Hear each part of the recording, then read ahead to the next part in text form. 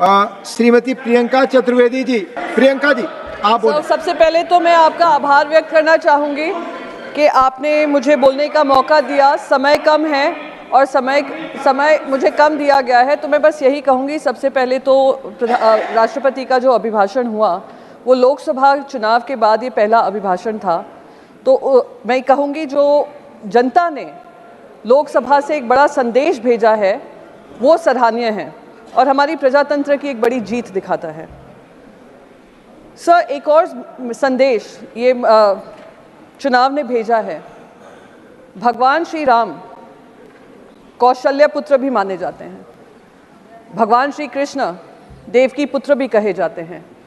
वो कौशल्य पुत्र और देवकी पुत्र ने मिलकर एक संदेश भेजा है और नॉन बायोलॉजिकल जो कहते हैं अपने आप को, उनको एक फर्क दिखाया है और ये बताया है कि भगवान का अवतार भी अपनी माँ के नाम से भगवान माना जाता है। तो ये सबक जो सिखाया, मैं सारी देश की जनता को आभार व्यक्त करना चाहूँगी।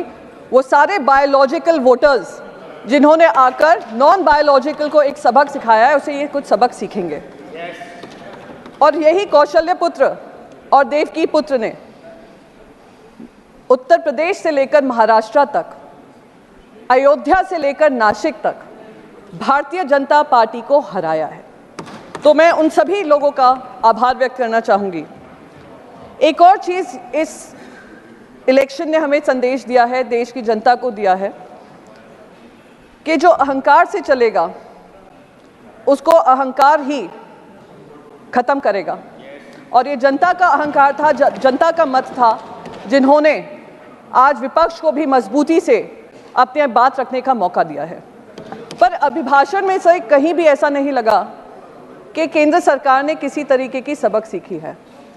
केंद्र सरकार ने ये समझा होगा कि जो बायोलॉजिकली बॉर्न होते हैं वो महंगाई से जूझ रहे हैं, जो बायोलॉजिकली बॉर्न होते हैं वो नीट की जो पेपर लीक हो रहे हैं और करीब 41 पेपर लीक हुए हैं इतने सालों में, उसके ऊपर उनको दर्द होता है। ये बायोलॉजिकली बॉर्न जो हैं वो बेरोजगारी से परेशान हैं।